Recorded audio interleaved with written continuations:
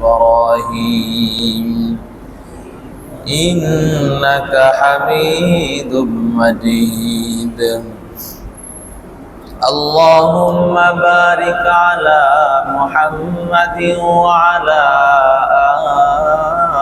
آل محمد كما باركت على إبراهيم وعلى آل إبراهيم إنك حميد مجيد الحمد لله মহান আল্লাহ রব্বুল আলামিনের দরবারে অসংখ্য অগণিত শুকরিয়া। আল্লাহ রব্বুল আলামিন সালাতুল ইশার মতো গুরুত্বপূর্ণ সালাত আদায়ের পর কিছু সময়ের জন্য কোরআনের মাজলিসে বসার তৌফিক দিয়েছেন। এই জন্য আমরা কালিমাতুল শুকরের হাদিয়া হিসাবে সকলেই বলি আলহামদুলিল্লাহ। সম্মানিত হাজিরিন, গত মাজলিসে আমরা সূরাতুল কাউসার নিয়ে আলোচনা করেছিলাম। কুরআনুল কারীমের হরফের দিক থেকে, অক্ষরের দিক থেকে সবচেয়ে ছোট সূরা সূরা কাউসার নিয়ে আমরা গত জুমায় কিছু আলোচনা করেছিলাম। কুরআনুল কারীমের সবচেয়ে ছোট সূরার নাম যেমন সূরাতুল কাউসার, আর সবচেয়ে বড় সূরাটির নাম কি একটু বলেন তো? সূরাতুল বাকারা। মাশাআল্লাহ, সূরাতুল বাকারা একদম কুরআনুল কারীমের শুরুতেই রয়েছে। তো আসলে ছোট ছোট যে সূরাগুলো রয়েছে, কমপক্ষে আমরা যারা হাফেজ হতে পারিনি, পুরা কুরআনুল কারীম আমরা সিনার মধ্যে সংরক্ষণ করার মতো আল্লাহ তাআলা তৌফিক দেননি, সুযোগ দেননি। কমপক্ষে চেষ্টা করব ছোট ছোট এই সূরাগুলোকে সিনার মধ্যে সংরক্ষণ করে রাখার জন্য। হতে পারে কিয়ামতের দিন আল্লাহ রাব্বুল আলামিন ছোট্ট একটি দুটি সূরা যে মুখস্থ করে রেখে দিয়েছি, এই ওসিলায় কোরআনের একটি সূরা মুখস্থ করেছেন মানে আপনি তো একটি সূরার হাফেজ, আপনিও হাফেজ সব। দুইটি সূরা মুখস্থ করেছেন, দুই সূরার হাফেজ। ইখলাস যদি থাকে, হতে পারে আল্লাহ রাব্বুল আলামিন এই একটি দুটি সূরার বদৌলতে আল্লাহ তাআলা আমাকে নাজাত দিবেন। সুবহানাল্লাহ।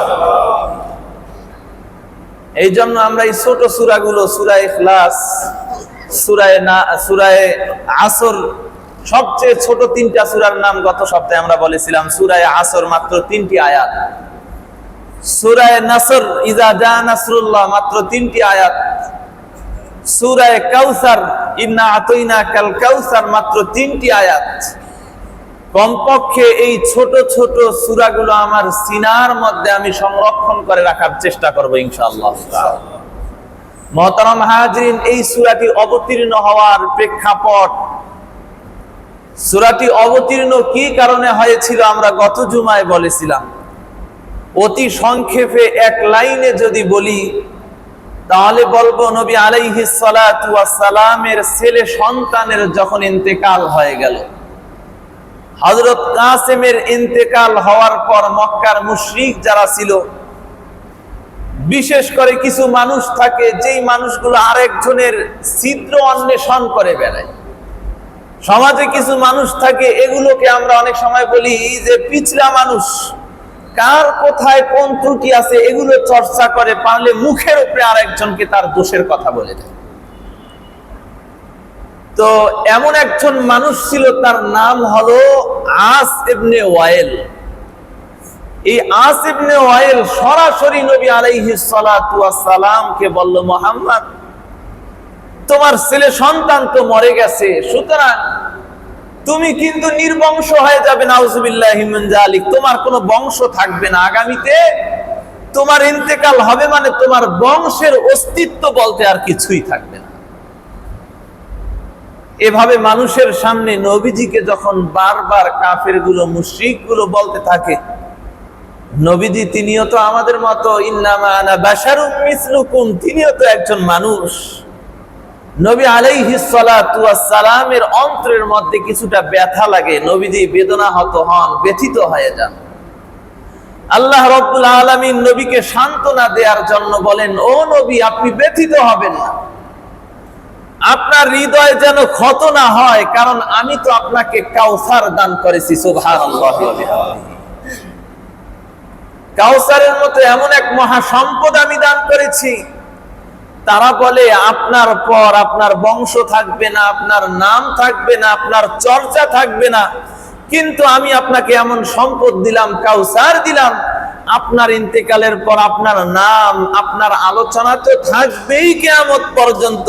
বরং কিয়ামতের পর হাউজে কাউসারের সামনে দাঁড়িয়ে দাঁড়িয়ে আপনি যখন এই মিঠা পানিগুলো, সুপেয় পানিগুলো যখন আপনি মানুষকে দিবেন, তখনও মানুষ আপনার নাম উচ্চারণ করবে। সুবহানাল্লাহ। মুহতারাম হাজরিন, গত জুমে আমরা বলেছিলাম কাউসার জান্নাতের একটি নহরের নাম। হাসরের দিন, ইয়াউমে হাসরের দিন সব মানুষ যখন ইয়ানাফসি ইয়ানাফসি করবে, পিপাসিত হয়ে যাবে, আল্লাহ রাব্বুল আলামিন হাসরের ময়দানে বিশাল একটি হাউজের ব্যবস্থা করবেন। হাদিসে এসেছে, যেই হাউস তার প্রশস্ততা এমন হবে, 1 মাস যদি দ্রুত বেগে একটি ঘোড়া ছুটে, তাহলে এক প্রান্ত থেকে অপর প্রান্ত পর্যন্ত পৌঁছা সম্ভব হবে না।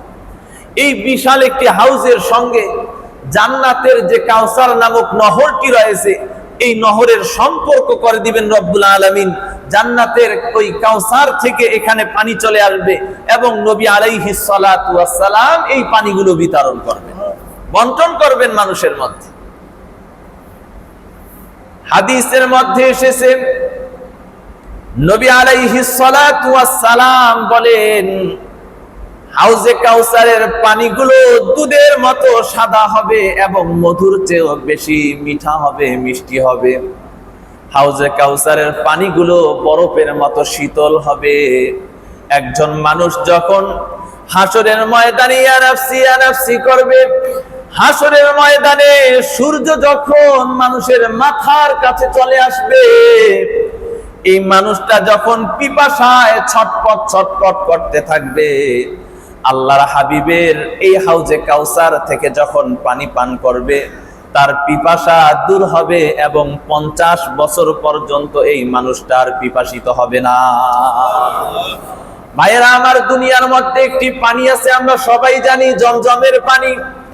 হাজী সাহেবদের জবান থেকে শুনেছি, বাইতুল্লাহ তওয়াফ করার পর শরীরটা যখন বড় ক্লান্ত হয়ে যায়, যখন খুব ক্লান্ত হয়ে জমজমের পানির সামনে গিয়ে একটু পানি নিয়ে বাইতুল্লাহর দিকে মুখ করে পানি পান করে, হাজী সাহেবরা বলেন শরীরের মধ্যে যত ক্লান্তি থাক, এই পানি পান করার সাথে সাথেই সব ক্লান্তি গুলো দূর হয়ে যায়। জমজমের পানি তো হযরত ইসমাইলের পায়ের আঘাতে উৎসারিত পানি, যেই পানি হযরত ইসমাইলের পায়ের আঘাতে দুনিয়ার মধ্যে এসেছে। ইসমাইলের পায়ের আঘাতে যেই পানি আমরা পেয়েছি, এই পানির যদি এতটা মর্যাদা হয়, তাহলে যেই পানি স্বয়ং রব্বুল আলামিন জান্নাতের মধ্যে আমার জন্য প্রস্তুত করে রেখেছেন, এই পানি পান করার সাথে সাথেই একজন মানুষ সুপেয় এই পানি যখনই পান করবে, সব ধরনের পিপাসা দূর হয়ে যাবে, শরীরটা সতেজ হয়ে যাবে, 50 বছর পর্যন্ত আর কোন ধরনের পিপাসা লাগবে না। নবী আলাইহিস সালাতু ওয়াস সালামকে আল্লাহ বলেন, ও নবী, আপনি ব্যথিত হবেন না, আমি আপনাকে কাউসার দান করেছি, এত বড় নিয়ামত দিলাম। কাউসার শব্দের অর্থ হলো মহা কল্যাণ। আমি আপনাকে মহা কল্যাণ দান করেছি, আমি আপনাকে কাউসার দান করেছি। আপনাকে যেহেতু আমি নিয়ামত দিয়েছি, নিয়ামতের শুকরিয়া আদায় করুন। ফাসাল্লি লিরাব্বিকা ওয়ানহার। ওগো নবী, আমি আপনাকে নিয়ামত দিয়েছি, নিয়ামতের শুকরিয়া হিসাবে সাল্লি লিরাব্বিকা, আপনি আপনার রবের সালাত আদায় করুন, ওয়ানহার, এবং রবের নামে আপনি কুরবানি করুন। তাহলে 1 নাম্বার আল্লাহ তাআলা বলছেন প্রথম আয়াতে, আমি আপনাকে কাউসার দান করেছি। কি দান করেছি? দ্বিতীয় আয়াতে আল্লাহ তাআলা বলছেন, এত বড় নিয়ামত যে দিলাম, ফাসাল্লি, সুতরাং আপনি সালাত আদায় করুন, লিরাব্বিকা, আপনার রবের জন্য, অন্য কারো জন্য না। ওয়ানহার, এবং আপনি আপনার রবের নামে কুরবানি করুন। মুহতারাম হাজিরিন, সালাতের কথা তো আল্লাহ তাআলা এই জন্যই বলেছেন, একজন মানুষ ঈমান আনার পর, কালেমা পড়ার পর, এই মানুষটার জন্য সর্বশ্রেষ্ঠ এবং সর্বপ্রথম ইবাদত হলো সালাত। আমরা পড়েছি বুনিয়াল ইসলামু আলা খামসিন, শাহাদাতি আল্লা ইলাহা ইল্লাল্লাহ ওয়া আন্না মুহাম্মাদার রাসূলুল্লাহ ওয়া ইকামিস সালাহ। কালেমা পড়ার পরেই প্রথম কাজ হলো কি করা? সালাত আদায় করা। এই জন্য আল্লাহ রাব্বুল আলামিন বলেন সালাত আদায় করো, ওয়ানহার, এবং তোমার রবের নামে তুমি কোরবানি করো। এখানে আমাদের অনেকের মনে প্রশ্ন থাকতে পারে, আল্লাহ রাব্বুল আলামিন নবীজিকে এত বড় নিয়ামত দিয়েছেন, তো আল্লাহ তো বলতে পারেন আপনি সালাত আদায় করেন এবং রোজা রাখেন, সাল্লি লিরাব্বিকা ওয়াসুম, আপনি সালাত আদায় করুন এবং রোজা রাখুন। এটা না বলে আল্লাহ রাব্বুল আলামিন কেন বললেন যে আপনি সালাত আদায় করুন এবং কুরবানি করুন? এটা কেন বললেন? কুরবানির কথা আল্লাহ রাব্বুল আলামিন কেন বললেন? তাফসীরের কিতাবের মধ্যে বলা হয়, মক্কার মানুষগুলো তারা কুরবানি করত, মক্কার মুশরিকগুলো কুরবানি করত, নবীকেও আল্লাহ তাআলা কুরবানির কথা বলেছেন। ভাইরা আমার, আল্লাহ তাআলা নবীকে এই জন্য কুরবানির কথা বলেছেন, মক্কার মুশরিকগুলো তারা উট কুরবানি করে, গরু কুরবানি করে, দুম্বা কুরবানি করে, তাদের কুরবানি তারা তাদের দেবতার নামে করে, মূর্তির নামে করে, তাদের কুরবানিগুলো তারা দেবতার জন্য উৎসর্গ করে। অনেক মানুষ আছে গরু জবাই করে, মাজারের নামে করে না করে। অনেক মানুষ আছে গরু জবাই করে পীরের নামে, আবার অনেকে আছে খাসি উৎসর্গ করে দেবতার নামে, খাসি উৎসর্গ করে মূর্তির নামে। আল্লাহ রাব্বুল আলামিন নবীকে জানিয়ে দিচ্ছেন, ও নবী, আপনি আপনার কোরবানি কোন দেবতার জন্য করবেন না, আপনার কোরবানি কোন মূর্তির জন্য হবে না, আপনার কোরবানি কোন ব্যক্তির জন্য হবে না, আপনার কোরবানি কোন ধরনের পীরের জন্য হবে না, মাজারের জন্য হবে না। আপনার কোরবানি হবে কেবলমাত্র একমাত্র লিরাব্বিকা, আপনার রব আল্লাহ রাব্বুল আলামিনের জন্য। এই জন্য আল্লাহ রাব্বুল আলামিন নবীকে জানিয়ে দিলেন, ফাসাল্লি লিরাব্বিকা ওয়ানহার, আপনি আপনার রবের জন্য সালাত আদায় করুন এবং আপনার রবের জন্য আপনি কুরবানি করুন।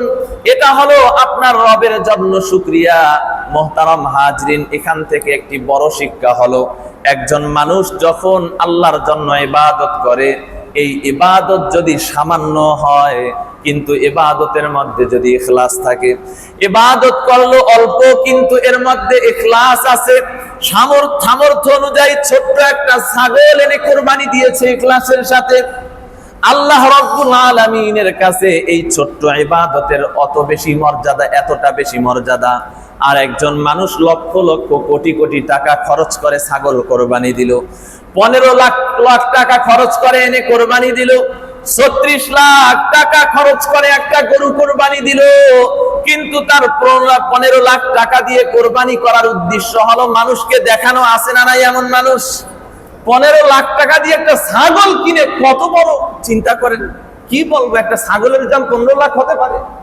এরপর তদন্ত করে জানা গেল যেই ছাগলের কথা বলছিল, যেটা আমেরিকা থেকে আনছে, এই ছাগল মূলত যশোর থেকে কিনে আনছে। এই ছাগল যশোর থেকে 1 লাখেরও কম টাকায় কিনে এনে ঢাকায় মানুষকে ধোকা দিচ্ছে, এটা আমেরিকার অমুক জাতের কোরবানি, এই জাতের কোরবানি, এটার দাম আরো 15 লাখ টাকা।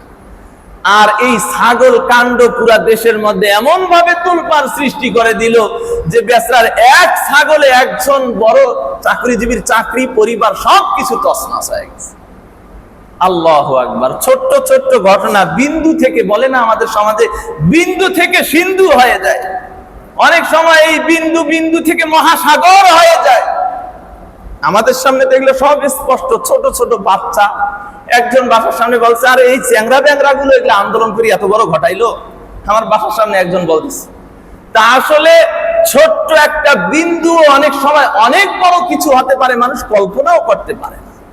ছাগল কিনে তো সে মনে করেছিল আরে 15 লাখ টাকা দিয়ে ছাগল কিনছি, সব মানুষ দেখবে, সাক্ষাৎকার দিল, পেপার দিল, সব কিছু হলো, কিন্তু এই 15 লাখ টাকা ছাগল তার সব শেষ করে দিয়েছে।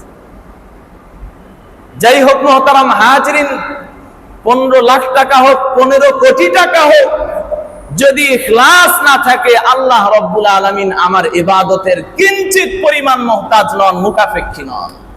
আল্লাহ রাব্বুল আলামিনের কোনো প্রয়োজন নাই আমার যদি ইখলাস না থাকে, যদি লিল্লাহিয়াত না থাকে। আর একজন মানুষের ইখলাস আছে, লিল্লাহিয়াত আছে, আল্লাহর জন্য ইবাদত করে, আল্লাহর জন্য বলে, আল্লাহর জন্য শুনে, আল্লাহর জন্য ইবাদত করে, কিন্তু এই ইবাদত হলো অল্প। আখলিস দীনাকা ইয়াকফিকাল, ইখলাস আছে তাহলে আমালুল কলিল, অল্প আমলই নাজাতের জন্য যথেষ্ট হয়ে যাবে। সুবহানাল্লাহ। এখান থেকে আমাদেরকে শিক্ষা দিচ্ছেন, ফাসাল্লি লিরাব্বিকা ওয়ানহার, আপনার সালাত এবং আপনার নহর, আপনার সালাত এবং আপনার কুরবানি একমাত্র কার জন্য হবে? কুল ইন্না সালাতি ওয়া নুসুকি ওয়া মাহইয়ায়া ওয়া মামাতি লিল্লাহি রাব্বিল আলামিন।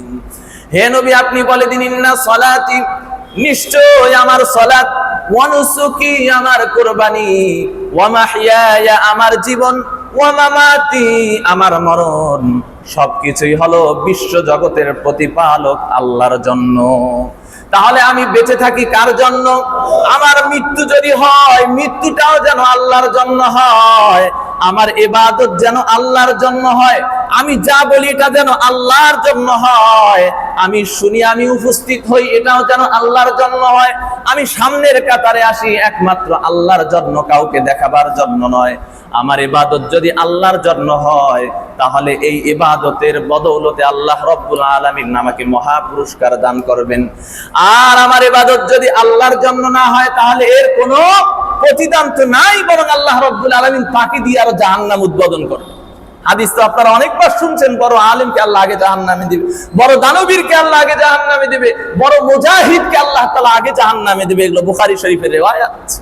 কারণ হলো সব নেক আমল করছে, কিন্তু এই নেক আমলের মধ্যে কি ছিল না? ইখলাস ছিল না, আল্লাহর জন্য ছিল না, দুনিয়ার জন্য সবকিছু ছিল। এই জন্য এর বদৌলতে আল্লাহ কিছুই দিবেন না। আল্লাহ তাআলা আমাদেরকে হেফাজত করুন বলে আমিন। মুহতারাম হাজিরিন, এই আয়াত থেকে আমরা একটা বিষয় শিখলাম যে আমার ইবাদত হবে একমাত্র কার জন্য? আল্লাহর জন্য। দ্বিতীয় নাম্বার আরেকটি শিক্ষা হলো এই আয়াত দ্বারা, নবীকে আল্লাহ রাব্বুল আলামিন অনেক বিশাল নিয়ামত দেওয়ার পর আল্লাহ বলছেন আপনি সালাত আদায় করুন। এখান থেকে একটা শিক্ষা হলো, আল্লাহ যখন আমাকে কোনো নিয়ামত দিবেন, এরপর আমি জবান দ্বারা যেমন আল্লাহর শুকরিয়া আদায় করব, আমলের মাধ্যমেও আল্লাহর শুকরিয়া আদায় করতে হবে। জবান দ্বারা যেমন আমি বলি আল্লাহুম্মা লাকাল হামদু ওয়া লাকাশ শুকর, আমলের মাধ্যমেও শুকরিয়া আদায় করা। নবী আলাইহিস সালাতু ওয়াস সালাম শুকরিয়ার নামাজ পড়তেন মাঝে মধ্যে। আল্লাহ আপনাকে বড় নিয়ামত দিয়েছেন, ব্যবসার মধ্যে অনেক বড় লস খাওয়ার কথা, সেখানে লস তো খাইনি, বরং অনেক বড় লাভ হয়েছে। আপনি মনে মনে একটা আশা করেছিলেন যে এমনটা যদি হয় খুব ভালো হবে, আপনি যেমনটি চেয়েছেন আল্লাহ আপনাকে এর চেয়ে বেশি দিয়েছে, আপনি আনন্দিত হয়ে সুবহানাল্লাহ বলছেন, আলহামদুলিল্লাহ বলছেন। এর সাথে সাথে 2 রাকাত শুকরিয়া তার নামাজ আদায় করে নেন। আল্লাহ রাব্বুল আলামিন আমাকে সুস্থ রেখেছেন। আমরা যখন বসুন্ধরা মাদ্রাসায় ছিলাম, আমাদের হুজুর আমাদেরকে বলতেন, রাত্রে কমপক্ষে ছোট রাতগুলোতে তাহাজ্জুদের নামাজের তো ওয়াক্ত শুরু হয়ে যায় এশার নামাজের পর থেকেই। হুজুর আমাদেরকে বলতেন, এশার 2 রাকাত সুন্নতের পর তাহাজ্জুদের নিয়তে 2 রাকাত নামাজ পড়ে নাও। শেষ রাত্রে উঠতে পারলে আলহামদুলিল্লাহ, উঠতে না পারলে এই 2 রাকাত নামাজ আমার তাহাজ্জুদ হয়ে যাবে। আর নফল নামাজের মধ্যে ফুকাহা ইকরাম বলেন, এতটুকু সুযোগ আছে, এক নামাজের মধ্যে আপনি একাধিক নিয়ত করতে পারবেন। উদাহরণ বলি, আপনি 2 রাকাত নামাজের নিয়ত করলেন, এই 2 রাকাত আমি তাহাজ্জুদের নিয়তে পড়তেছি। আমার অনেক কিছুর প্রয়োজন, হাজতের নিয়ত করলাম 2 রাকাত নামাজের মধ্যে।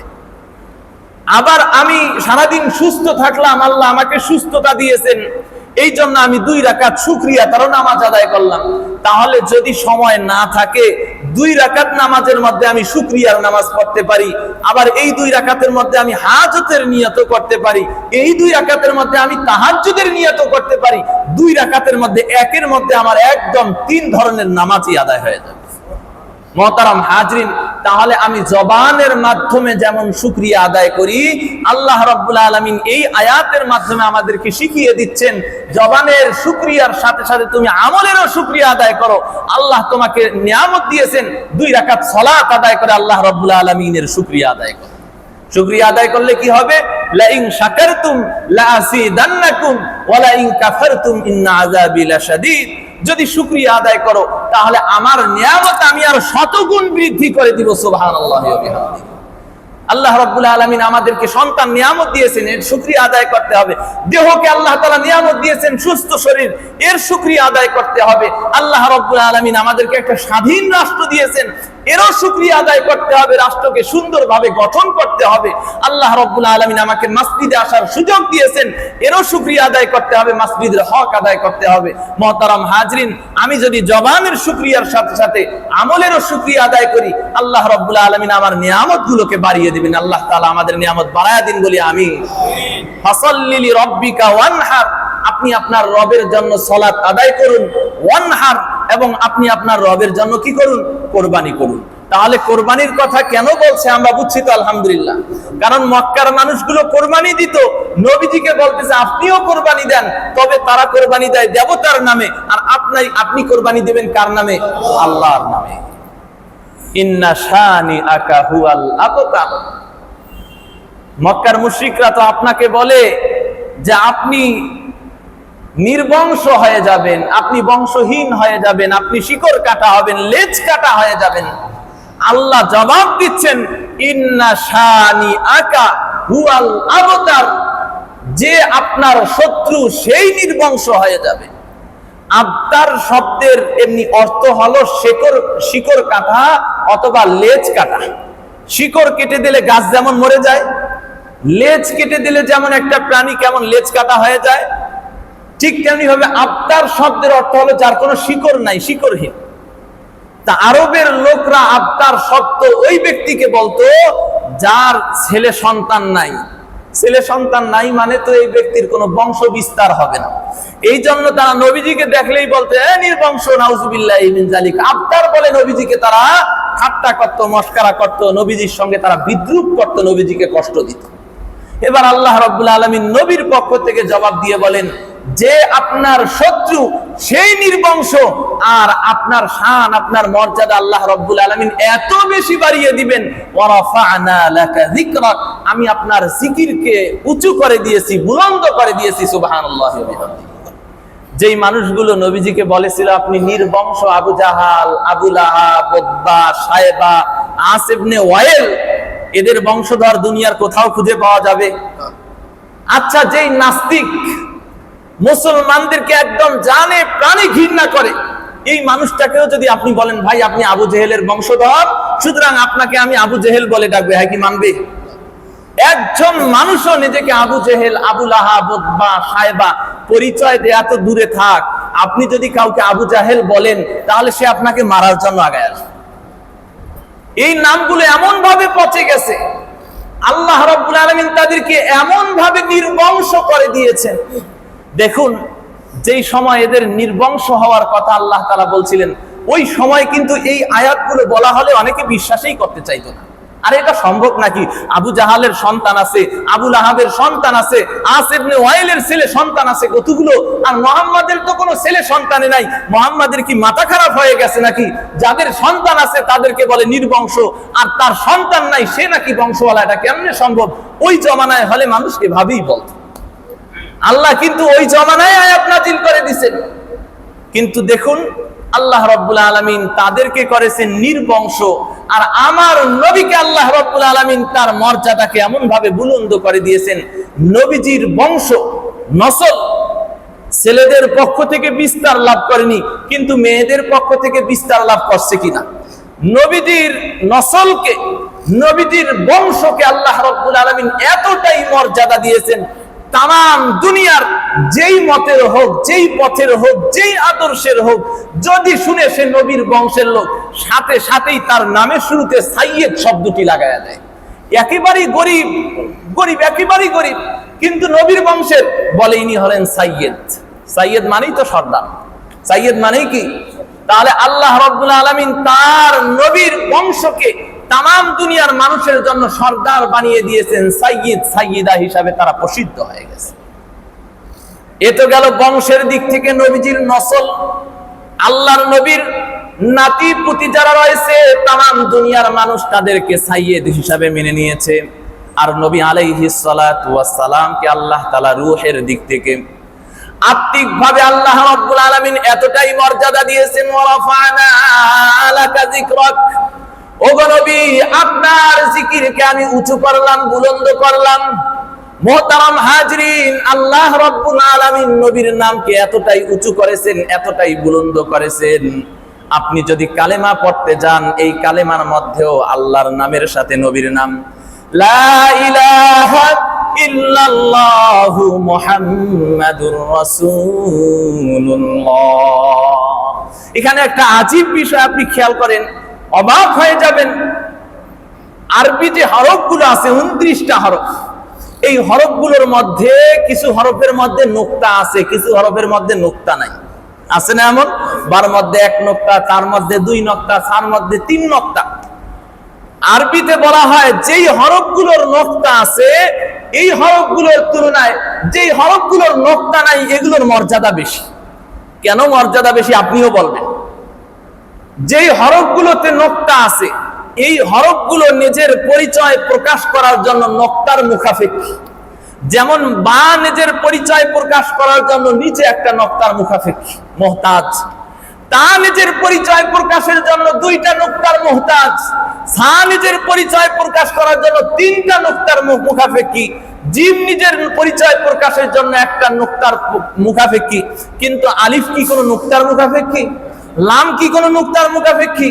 এই জন্য আল্লাহ রাব্বুল আলামিন তার নাম, জাতি নাম, এমন কিছু হরফ দ্বারা আল্লাহ তাআলা তার নামকে বাছাই করেছেন যেই হরফগুলোতে কোনো নোক্তা নাই। আল্লাহ, আলিফ লাম হা, কোনো নোক্তা আছে? কোনো নোক্তা নাই, নোক্তার মুহতাজ না। আল্লাহ যেমন কারো মুহতাজ না, আল্লাহর নামও কোনো নোক্তার মুহতাজ না।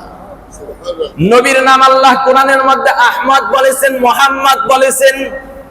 আহমদ শব্দের মধ্যে আলিফ হা মিম দাল এগুলো কোনো হরফের মুহতাজ না। মুহাম্মদ শব্দের মধ্যে মিম হা মিম দাল কোনো হরফের মুহতাজ না। নবী আলাইহিস সালাতু ওয়াস সালামের নামটা এতটাই উঁচু করে দিয়েছেন যা আল্লাহর নবীর নামটা পর্যন্ত কারো মুহতাজ না, কারো মুখাপেক্ষী না আল্লাহ ছাড়া। ভাইয়েরা আমার, কালেমার সঙ্গে আমার নবীর নামকে আল্লাহ উঁচু করে দিয়েছেন। কালেমায়ে শাহাদাত যদি পড়তে যান, আশহাদু আল্লা ইলাহা ইল্লাল্লাহু ওয়া আশহাদু আন্না মুহাম্মাদান আবদুহু ওয়া রাসূলুহু।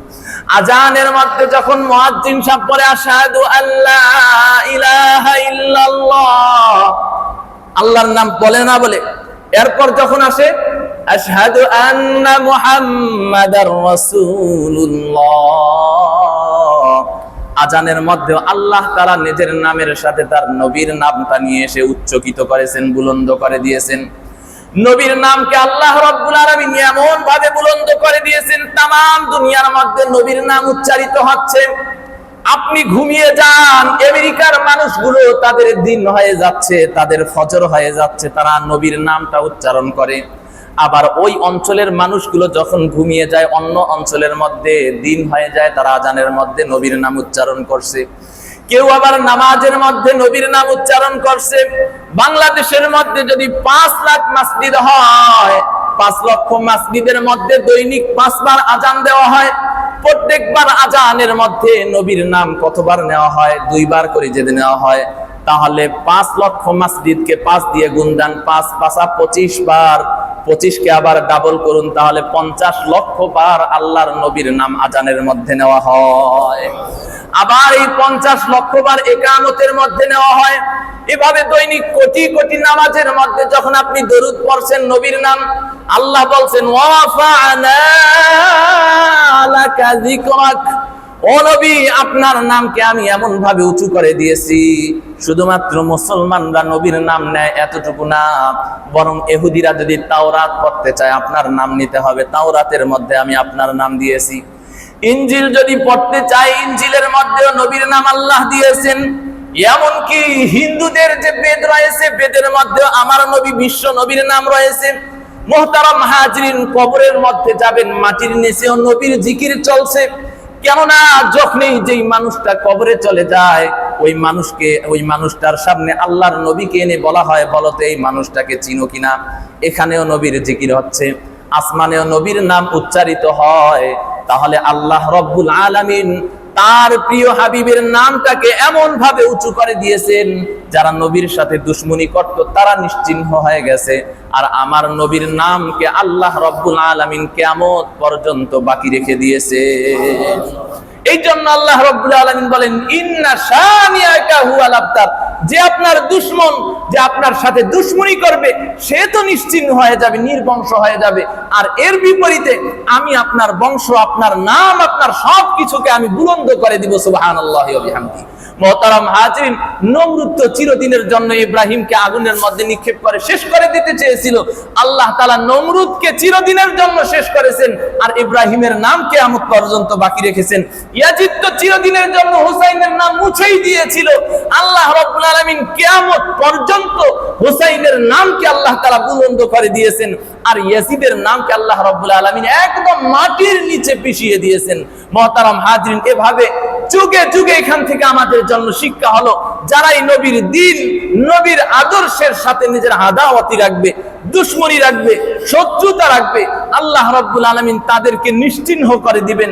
আর যারা নবীর আদর্শকে বুকে লালন করবে, নবীর অনুসরণ করবে, আল্লাহর নবীর সুন্নাহ মোতাবেক নিজের জীবন যাপন করবে, আল্লাহ রাব্বুল আলামিন কিয়ামত পর্যন্ত এই মানুষগুলোকে আল্লাহ তাআলা বাকি রাখবেন, তাদের আদর্শকে আল্লাহ তাআলা বাকি রাখবেন।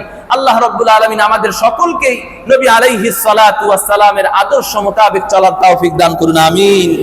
ওয়া আখিরু দাওয়ানা আলহামদুলিল্লাহ।